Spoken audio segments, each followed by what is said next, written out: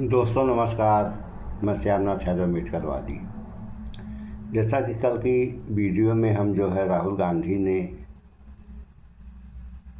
प्रयागराज, जो पहले इलाहाबाद था, अब हम लोगों के दिमाग तो इलाहाबाद आता है, फिलहाल प्रयागराज बन गया है।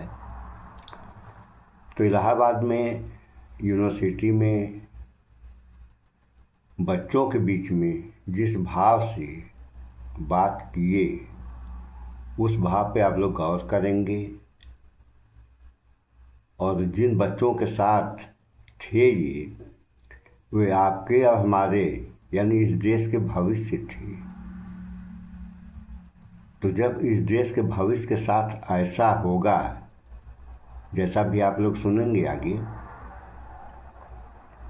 वो ऐसा ही होता रहा तो क्या होगा इस देश के भविष्य का। और भविष्य कौन है? हम लोगों के बच्चे, जिसमें लगभग ज़्यादा लोग तो है ही हैं, बहुत कम लोग हैं। तो इस पर अब हम ज़्यादा बात नहीं करेंगे, आप लोग इस वीडियो में देखिए।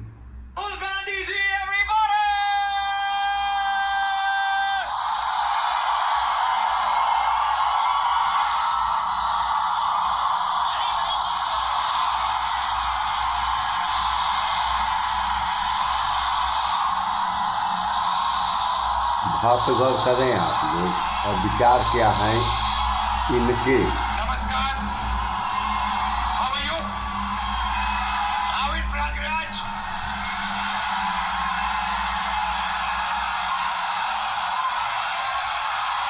Thank you for this wonderful welcome, thank you for this love and affection. ये शहर मेरी फैमिली का घर यहाँ होता था, तो यहाँ आकर मुझे बहुत खुशी होती है। ये नॉलेज का सेंटर भी हुआ करता था। सुनिए आप टाइम लोग। था when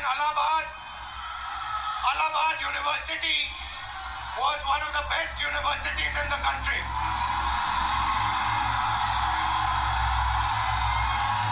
This evening, आज शाम मैं आपसे दर्द, डेटा और दौलत की बात करना चाहता हूं। आपका दर्द, आपका डेटा, मगर आपका धन नहीं, जो आपका होना चाहिए, उनका धन। इन तीन चीजों के बारे में मैं आपसे बात करना चाहता हूं। ये आप हो, आप भारत की शक्ति हो, भारत की शान हो, भारत की स्ट्रेंथ हो। और जब मैं कहता हूं आप भारत की शक्ति हो, भारत की स्ट्रेंथ हो, मैं भीड़ की बात नहीं कर रहा हूं। मैं हर हिंदुस्तान के नागरिक, हर यूथ की बात कर रहा हूं, इंडिविजुअल्स की बात कर रहा हूं। आप सब में इंटेलिजेंस है, इमेजिनेशन है, कैपेसिटी है। और अगर ये देश आगे बढ़ेगा तो आपके बल पे, आपकी स्ट्रेंथ पे इस देश का फ्यूचर बनेगा। हिंदुस्तान के पास सबसे बड़ा, दुनिया में सबसे बड़ा यूथ का पॉपुलेशन है। 40 करोड़ युवा, आप जैसे युवा, एनर्जेटिक युवा इस देश में रहते हैं। ये इस देश की स्ट्रेंथ है। चाइना की बात होती है, अमेरिका की बात होती है, रशिया की बात होती है, इंडिया के यूथ के सामने, इंडिया के यूथ पोटेंशियल के सामने ये सब लोग कुछ नहीं है। 21वीं सदी में एक और चीज हुई है। 21वीं सदी में अगर देश प्रगति करता है तो दो चीजों के बल पे करता है। यूथ पोटेंशियल जो आप में है और डेटा जो आप क्रिएट करते हो।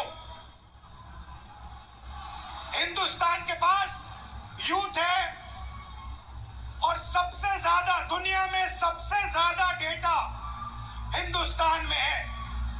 1 गीगाबाइट डेटा प्रति भारतीय प्रतिदिन इस्तेमाल करता है और प्रगति होगी, फ्यूचर होगा तो डेटा और आपके पोटेंशियल पे होगा। युवा plus data is equal to 21st century economy.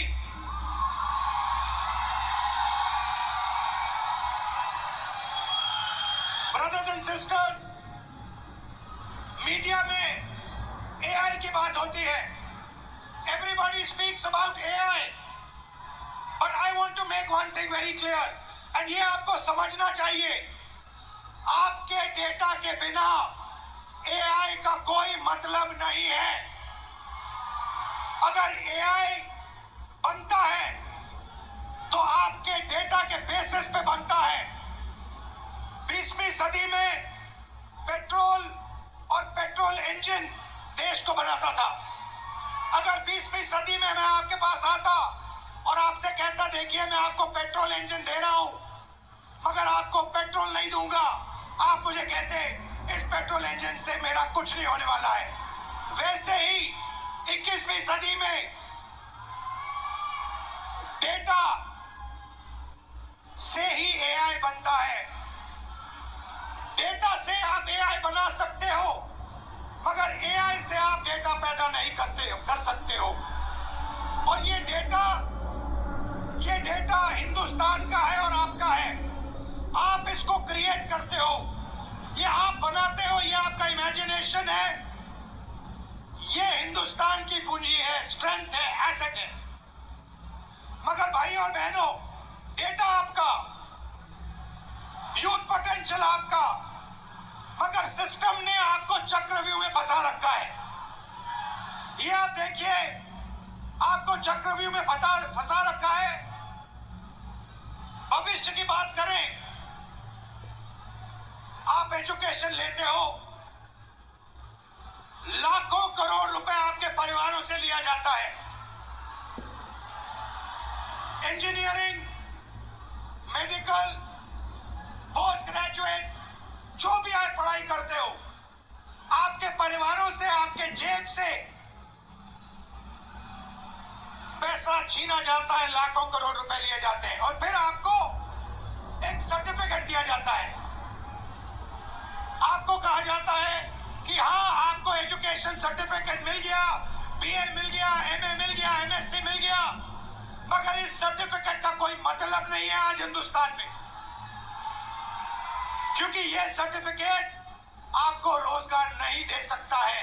चाहे आप कुछ भी करें, ये सर्टिफिकेट हिंदुस्तान में आपको रोजगार नहीं देता है। आंकड़ा मैं आपको देता हूं, 1000 युवाओं में से सिर्फ 12 युवाओं को परमानेंट नौकरी मिलती है। जहां तक डेटा की बात है, आपका डेटा छीन लिया जाता है। बड़ी बड़ी कंपनीज को, जियो को, अडानी को, फेसबुक, गूगल को आपका डेटा दिया जाता है और आपको फंसाया जाता है। आपको कहा जाता है जितनी भी आपको रील्स देखनी है, जितने आपको व्हाट्सएप मैसेजेस भेजने हैं, जितना आप इंस्टाग्राम पे देखना चाहते हो, रील्स बनाना चाहते हो, आप बनाओ। भाई और बहनों, ये 21वीं सदी का नशा है।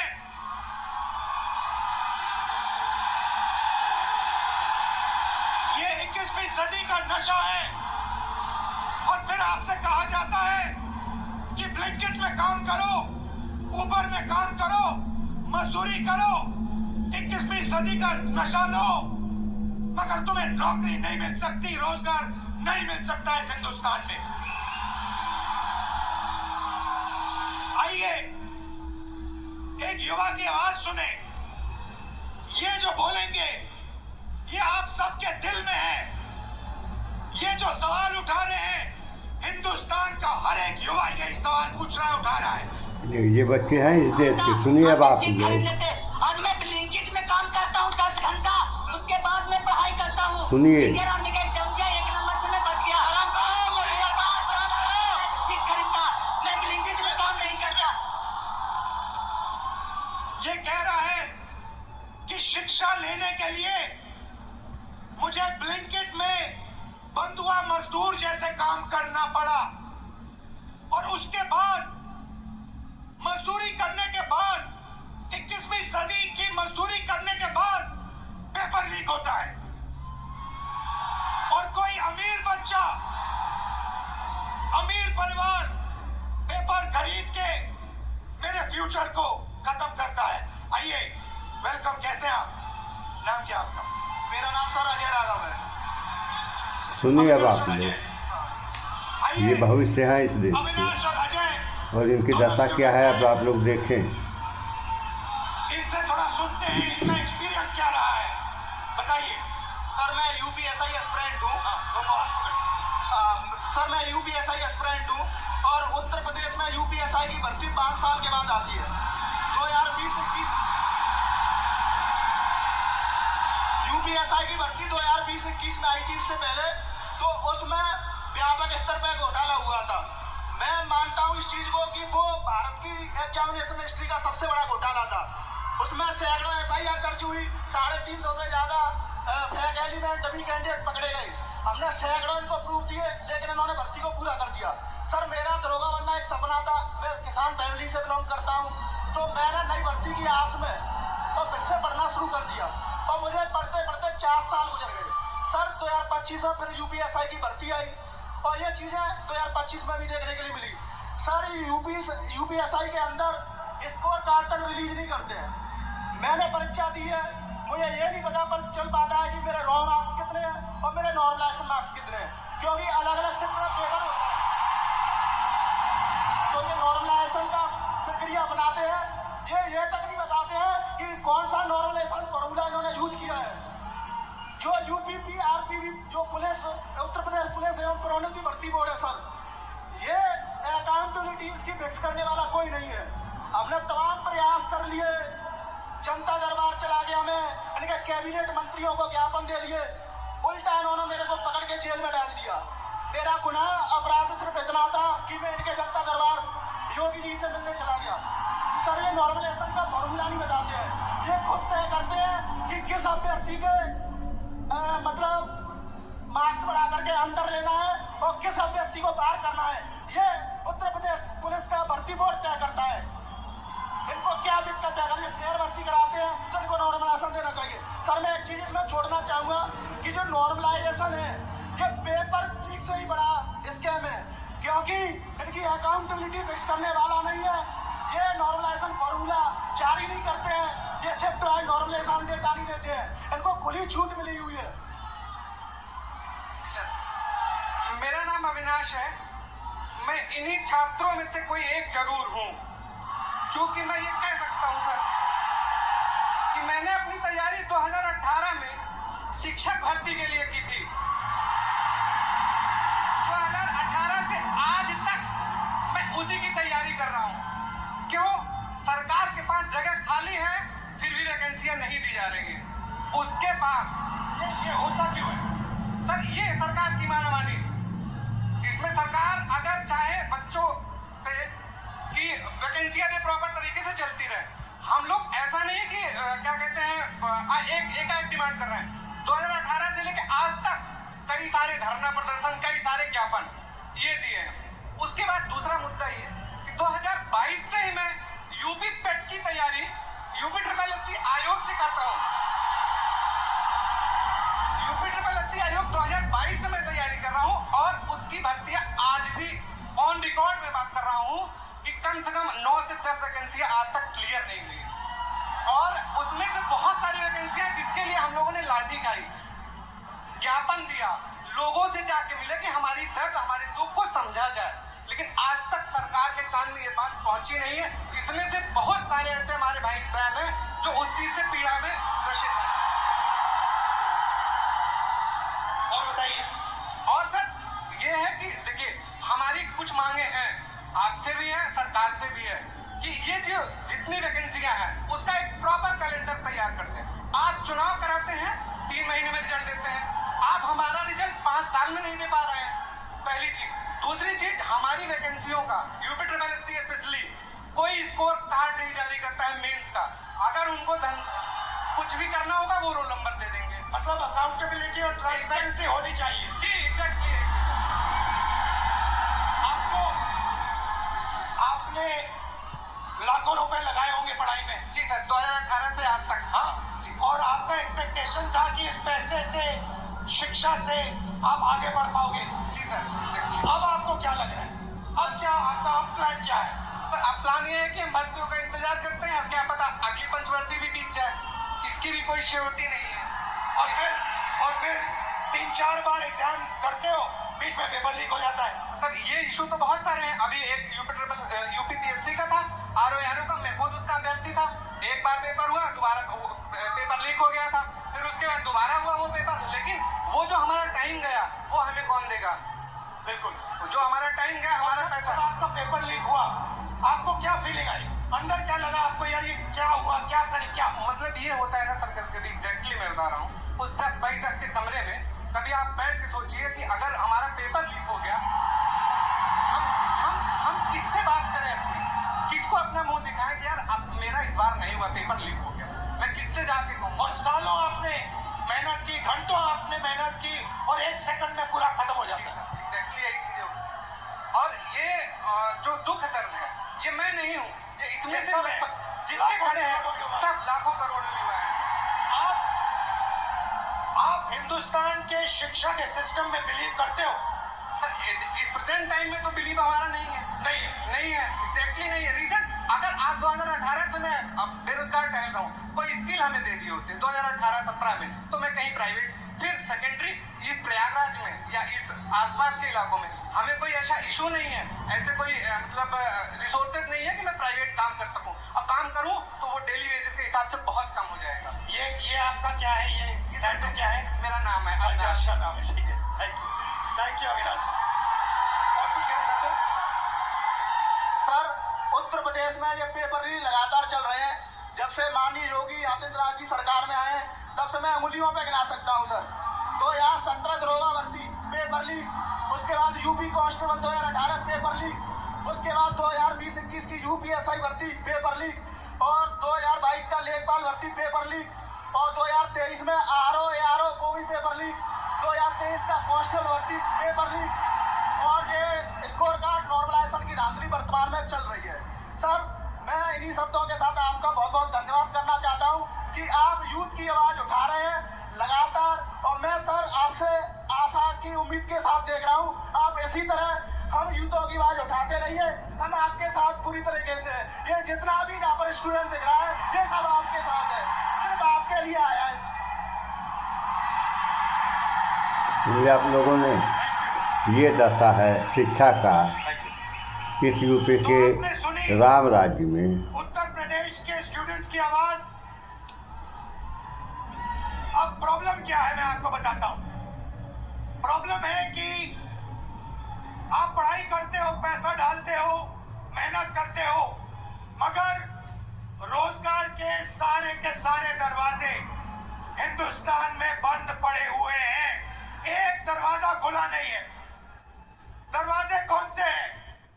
पहला दरवाजा मैन्युफैक्चरिंग का। आज दुनिया में आपको मेड इन चाइना दिखेगा, मेड इन वियतनाम दिखेगा, मेड इन बांग्लादेश दिखेगा, मगर मेड इन इंडिया नहीं दिखेगा। इसका कारण है नोटबंदी और गलत जीएसटी ने हमारे मैन्युफैक्चरिंग सिस्टम को खत्म कर दिया है।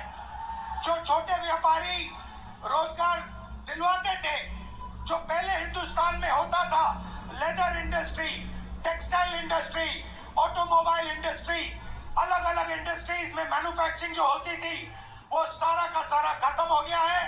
पहला दरवाजा बंद। दूसरा दरवाजा एंटरप्रेन्योरशिप का, जिसको स्टार्टअप इंडिया कहा गया। स्टार्टअप इंडिया में सबसे जरूरी चीज, आप जैसे स्टूडेंट्स को बैंक लोन, छोटे बिजनेसेस को बैंक लोन, फाइनेंशियल और बहनों, हिंदुस्तान के बैंक्स आप जैसे स्टूडेंट्स को 1 रुपया कभी नहीं देंगे। अंबानी अदानी को लाखों करोड़ रुपए देंगे, मगर आपको 1 रुपया नहीं देंगे। 90% स्मॉल और मीडियम इंडस्ट्रीज जो है उनको बैंक लोन नहीं मिलता है। एंटरप्रेन्योरशिप का दरवाजा बंद है। तीसरा दरवाजा, जिसको हम कहते हैं सरकारी नौकरी का, जिसमें आप पेपर लीक का सामना करते हो, उस दरवाजे में भाइयों और बहनों 150 में से एक युवा निकलता है। अगर 150 युवा एग्जाम लेते हैं, सरकारी नौकरी ढूंढते हैं, एक युवा उसमें से निकलता है। पब्लिक सेक्टर जो पहले 10 साल पहले 14 लाख युवाओं को यह रोजगार देता था, भाइयों और बहनों, पब्लिक सेक्टर को प्राइवेटाइज कर दिया गया है। पब्लिक स्कूल्स बंद कर दिए, पब्लिक अस्पताल बंद कर दिए, नवरत्ना उठा के बेच दिए, BSNL बेच दिया, ऐसी कंपनियां बेच दी, पोर्ट्स, एयरपोर्ट्स, सारा का सारा अदानी जी को पकड़ा दिया। इसीलिए पब्लिक सेक्टर बंद है। और आखिरी होप जो आपका था, corporate jobs, IT, back office, transcription, software, जिसमें पहले हिंदुस्तान के युवाओं को रोजगार मिलता था, वो दरवाजा भी भाइयों और बहनों आपके डेटा का प्रयोग करके AI से यह भी दरवाजा बंद किया जा रहा है। तो सच्चाई है कि पांचों दरवाजे आपके लिए बंद हैं और इसीलिए आपको भयंकर दर्द हो रहा है। भाइयों और बहनों, मैं सिस्टम की बात कर रहा हूं। ये सिस्टम क्या है और ये सिस्टम को कौन चलाता है?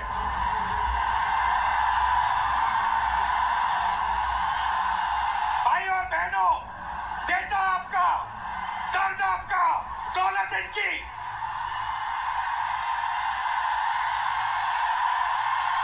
दर्द आपका, डेटा आपका, दौलत इनकी। ये सिस्टम है। अंबेडकर जी ने कहा था सोशल, पॉलिटिकल, इकोनॉमिक। ये देखिए, ये है इकोनॉमिक, पैसा, अदानी। इनकी आमदनी 10 साल में 30 गुना बढ़ी है। ये पहले ग्लोबल रिच लिस्ट में 600 नंबर पे हुआ करते थे, 10 साल के अंदर ये दूसरे नंबर पे पहुंच गए। ये पूरे सिस्टम को फाइनेंशियल सपोर्ट देते हैं। बीच में पॉलिटिकल, मोदी जी, अमित शाह जी। बीजेपी का बैलेंस 150 करोड़ रुपए का होता था बैंक में, आज इनका बैंक बैलेंस 10,000 करोड़ रुपए का है। सुनिए आप, 10,000 करोड़ रुपए कहाँ से आए 10,000 करोड़ रुपए? रुपए? नरेंद्र मोदी जी आपका ध्यान भटकाते हैं और पॉलिटिकल सिस्टम चलाते हैं। वोट चोरी होती है, वोटर लिस्ट में ब्राजील की औरतें आती हैं। और तीसरा, आपके सोच पर कंट्रोल, जो इलाहाबाद यूनिवर्सिटी में किया गया है, RSS के वाइस चांसलर बैठा के हर संस्था में प्रचारक, ब्यूरोक्रेसी में प्रचारक, फोर्सेस में प्रचारक, मीडिया में प्रचारक, जुडिशरी में प्रचारक, पैरामिलिट्री में प्रचारक, यूनिवर्सिटी कॉलेजेस में प्रचारक। सोच को कंट्रोल करने का तरीका यह है सिस्टम। भाई और बहनों, मोहन भगवत, नरेंद्र मोदी जी, अमित शाह जी और अदानी जी, इस सिस्टम ने रोजगार खत्म किया।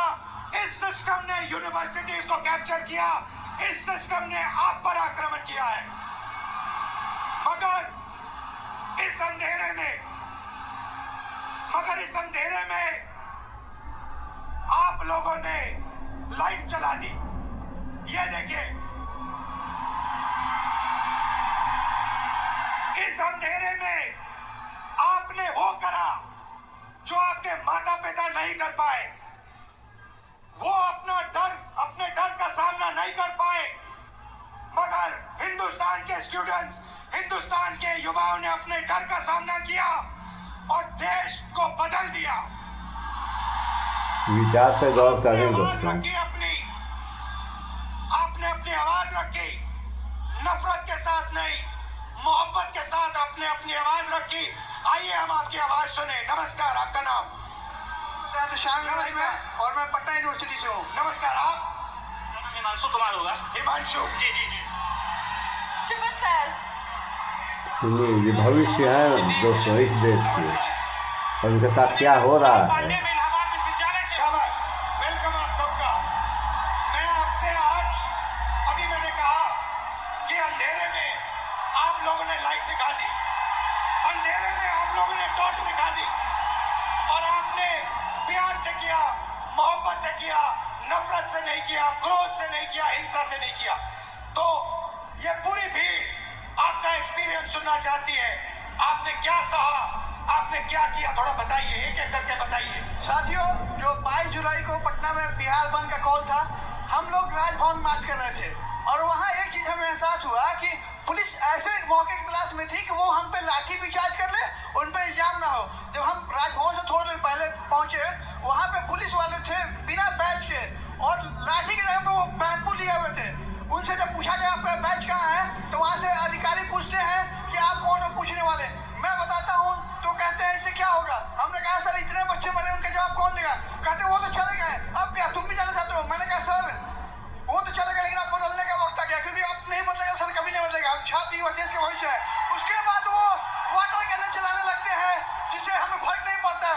उसके बाद वो लाठी चार्ज करते हैं, जिससे उनका टारगेट था या सर में मारो या पैर में। उन्होंने मेरे पैर पे बहुत मारा, मैं गिर गया। उसके बाद वो लाठी चार्ज करने लगे, स्टोन चलाने लगे, आंसू गैस।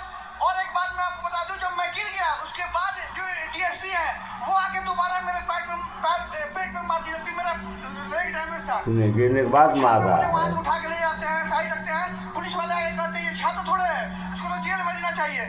इवन वो एम्बुलेंस नहीं आने देते हैं। मुझे 3 इडियट की मूवी की तरह स्कूटी में हॉस्पिटल ले जाना पड़ता है। बीच में आ जाओ, बीच में आ जाओ। जैसे सर मैंने बताया कि वो एम्बुलेंस तक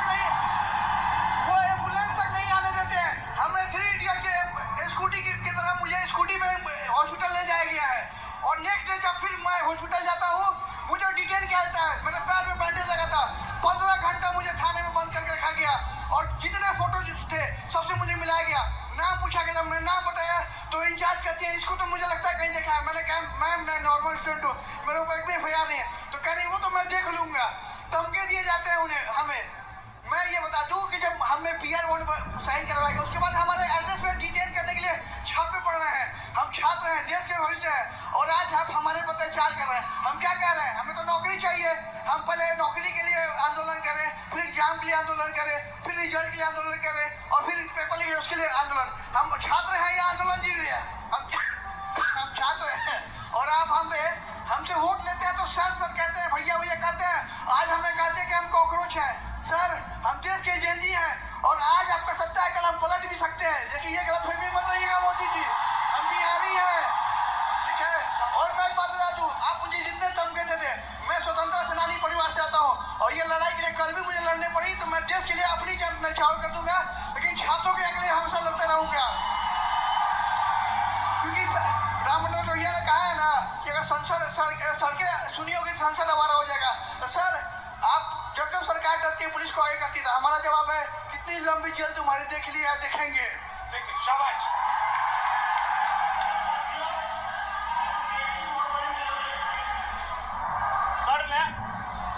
सर मैं मतलब कि मैं बीएड हमारी मम्मी करवाई थी जमीन बेचकर।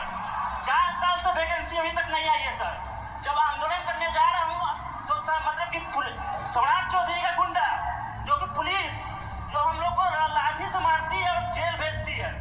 सर जब हम लोग आंदोलन करते हैं तो डिटेन कर लिया जाता है। उसके बाद मतलब कि कुछ भैया को जेल भेज दिया जाता है। उसके बाद मतलब कि हम लोग जब स्टेट क्वालिफाई। रिलैक्स करो, कोई प्रॉब्लम नहीं है। घर में हो अपने, खुल के बोलो, टेंशन मत लो। कि जब मैं पहली बार ऐसे बोला था, मैं भी नर्वस था। इसमें कोई प्रॉब्लम नहीं है, खुल के बोलो। मैं मतलब state qualified, SLET qualified, BA करके आया हूँ, फिर भी 4 साल से वैकेंसी नहीं आई है सर। जब मतलब कि आंदोलन 6 साल से मैं पटना में रहकर पढ़ाई करता हूँ, किसान का बेटा हूँ सर। ये महीना का 10 से 15 हजार रुपये खर्चा होता है सर, कहाँ से मम्मी देगी? अब मम्मी टेंशन में चली जाती है। मेरे पास 2 ऑप्शन है सर, या चाय का दुकान खोलूंगा या सुसाइड करूंगा सर। उसके लिए कोई ऑप्शन नहीं है सर मेरे पास। सुसाइड आपका option बच्चे है। सुसाइड करेंगे तो होगा क्या? उन परिवारों का, उस देश का। स्टेट सिलेट क्वालिफाइड होने के बाद 20,000 का नौकरी भी नहीं मिलेगा सर पूरे इंडिया में। उसके बाद मैं सर जब मतलब कि मम्मी मतलब सुनती है कि आंदोलन में गया है तो मम्मी को पानी चढ़ने लगता है सर टेंशन से। उसके बाद सर मतलब हमारे एक मंत्री है बिहार के, अशोक चौधरी नाम है सर, वो 56 साल के होकर वो प्रोफेसर बने हैं सर, जो कि नीतीश कुमार के राइट हैंड है सर। वो कैसे बन गए सर? बिना विदाउट इंटरव्यू के कैसे बने सर? एक सीट खा गया सर ये मतलब युवा का। अच्छा, आपके फैमिली ने कर्ज लिया? सर जमीन बेच के मतलब बीएड किया हूँ सर। सोच लीजिए किस लेवल के फैमिली सर। अभी तक 4 साल से वैकेंसी नहीं आई है सर। सोचिए हर महीना सर हम लोग मतलब वैकेंसी डेट निकाला जाता है, लेकिन निकाला मतलब कि वो निकलता नहीं है सर। आज भी सितंबर में एग्जाम का डेट दिया हुआ, अभी तक फॉर्म नहीं आया है सर। फिर आंदोलन करूंगा, फिर थाना में जमा होऊंगा, लेकिन डरूंगा नहीं सर इस सम्राट चौधरी के गुंडा से। शाबाश शाबाश, बहुत अच्छा बोले। Greetings to all. मेरा नाम शिफत फैज है और मैं थोड़ा पास से बोलना। Greetings to all. मेरा नाम शिफत फैज है और मैं फर्स्ट फीमेल वाइस प्रेसिडेंट हूँ पटना यूनिवर्सिटी स्टूडेंट यूनियन की। Independently elected.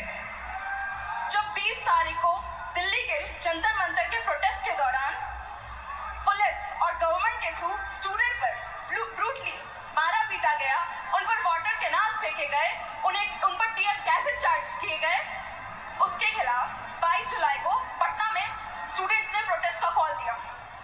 वहाँ स्टूडेंट्स मौजूद हुए और पीसफुल प्रोटेस्ट उन्होंने स्टार्ट किया।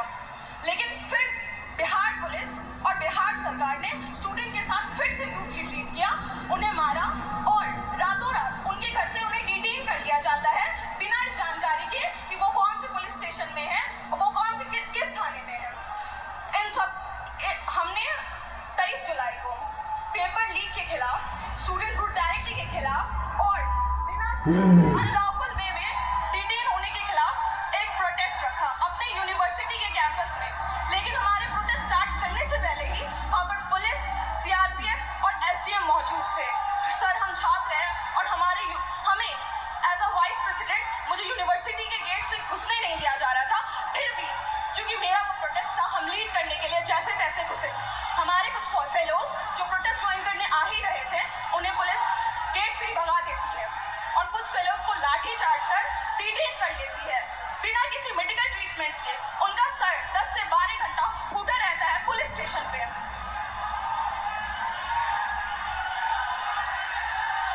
लेकिन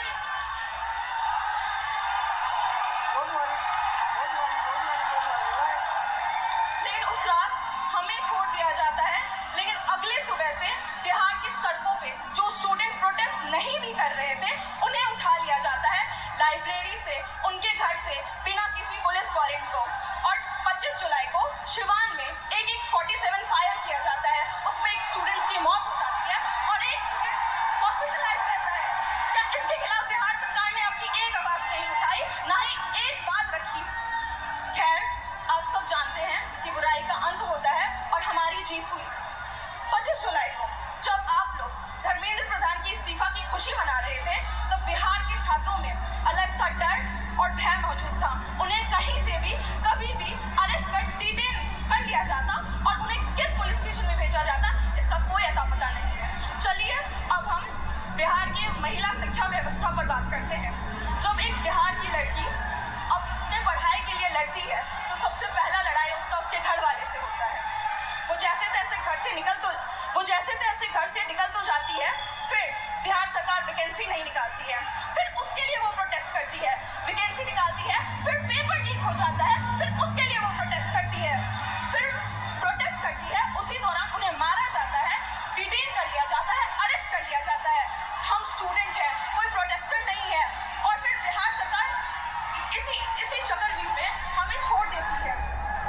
यही है हमारे बिहार का शिक्षा व्यवस्था। और सर, हमारे गवर्नमेंट से यही अपील है कि अगर आपको लगता है कि हम आपकी डीटेन और अरेस्ट से डर जाएंगे तो ये आपकी गलतफहमी है।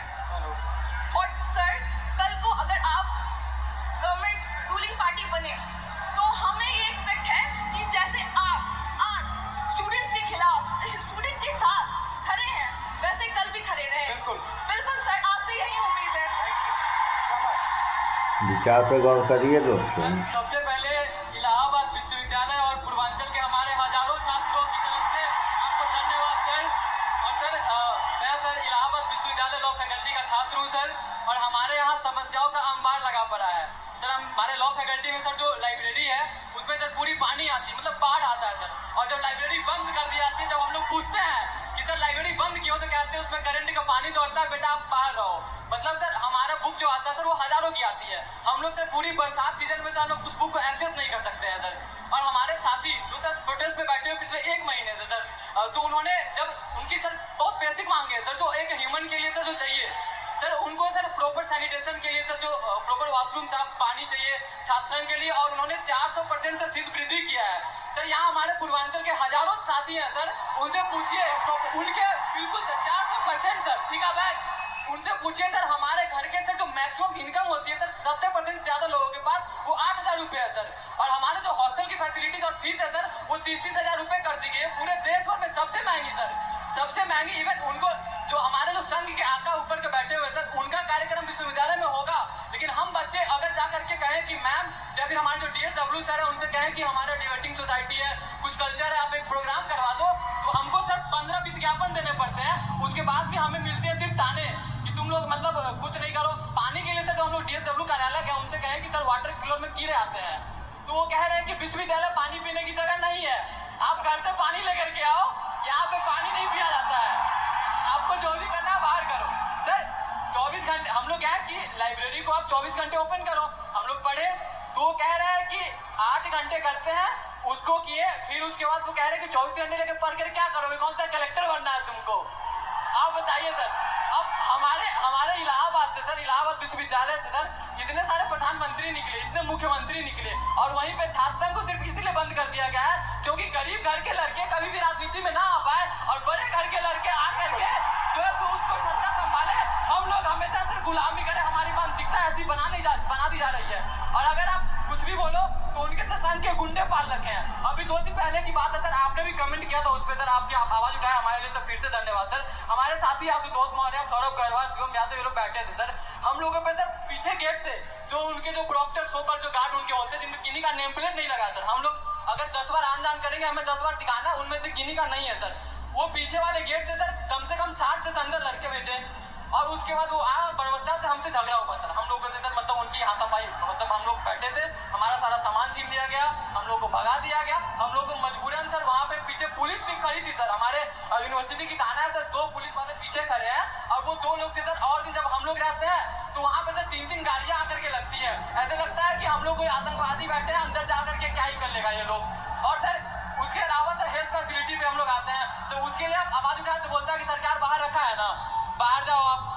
हमारे पास सर मतलब कहने को वहाँ पे शिक्षा से लेकर के सर जो नियुक्तियां जो होती है सर वो ट्रांसपेरेंट नहीं है। आप सवाल करोगे आपकी डिग्री रोक दी जाएंगी। अभी हमारे साथियों पर सर मुकदमे कर दिए गए, अभी हम दोनों यहाँ पे हो सकता है कल पे हम दोनों पे मुकदमा होगा। बिल्कुल सर, ये वहाँ का नियम है सर। सर हम कह देना चाहते हैं, बिल्कुल सर हम कह देना चाहते हैं सर, हम गांधी के अनुयायी थे, गांधी के अनुयायी है, गांधी के अनुयायी रहेंगे, और वो संघी या कोई भी हो सर, हम डरने वाले नहीं है। आइडियोलॉजी से समझौता सर जीवन में कभी नहीं होगा। हम पहले भी आपके खिलाफ थे, हम पहले भी अन्याय के खिलाफ थे, हम आज भी है सर, हम आज आगे भी रहेंगे, और सर आपके साथ के लिए सर फिर से हमारे सभी पूर्वांचल के साथियों की तरफ से सर एकदम फिर से धन्यवाद सर, आप हमारे लिए आए सर, धन्यवाद। बहुत अच्छा बोले आप सर। मेरा नाम कुणाल कुमार पांडे है सर, मैं इलाहाबाद विश्वविद्यालय के 3य वर्ष का छात्र हूँ सर। हमारे विश्वविद्यालय में सर जो सीटें हैं उसमें 50% की कटौती कर दी जाती है, और हमारा जो फी है सर उसे एक बार में 400% की बढ़ा दिया जाता है, और प्रत्येक वर्ष 10% की वृद्धि की जाती है सर। इसी के विरोध में हम लोग पिछले 30 दिनों से धरना प्रदर्शन कर रहे हैं सर। हमें विश्वविद्यालय में धरना नहीं दिया देने दिया जाता है सर।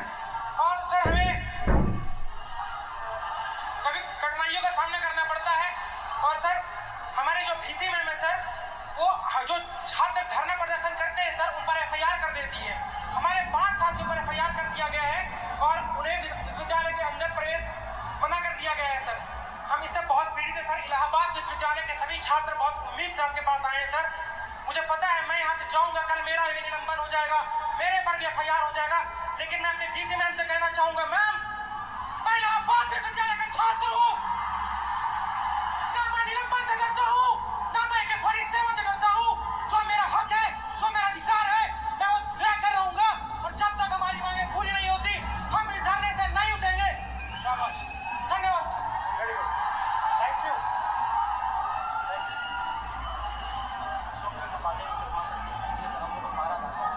आप मुझे बुला लो, मैं आ जाऊँ। हाँ, अलंकार है, मुझे बुला लो, मैं आ जाऊँगा। ठीक है, बराबर। तो ये थी बिहार और उत्तर प्रदेश और इलाहाबाद यूनिवर्सिटी की आवाज।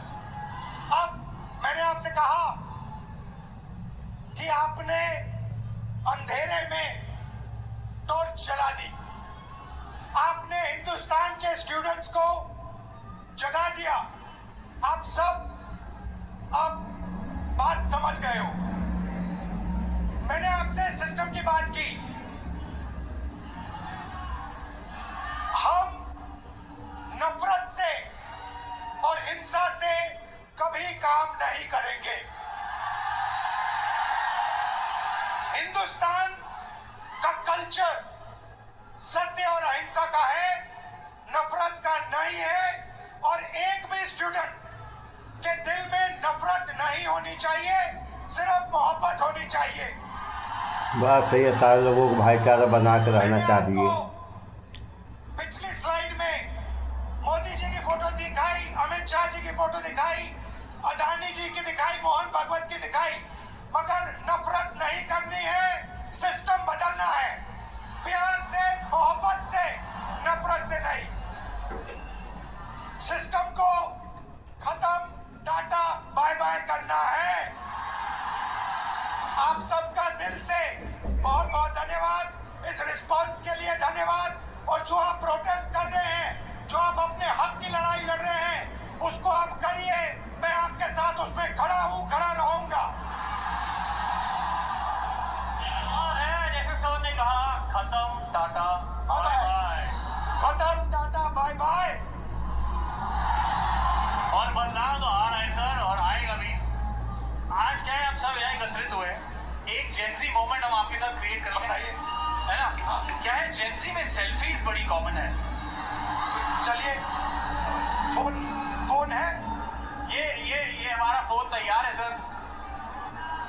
हम सब तैयार है सर के साथ सेल्फी के लिए।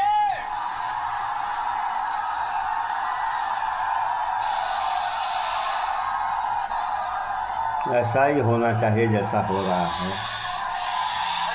Thank you so very much.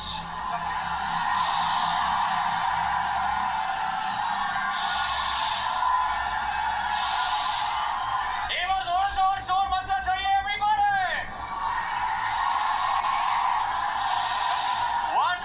One last message.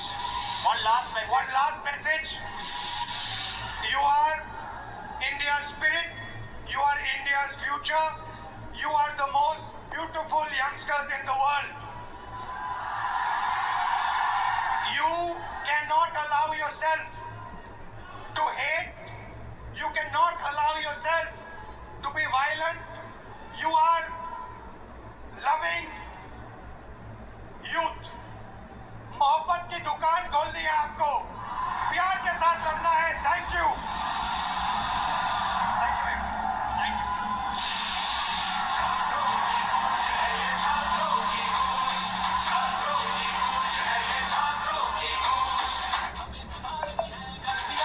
हुए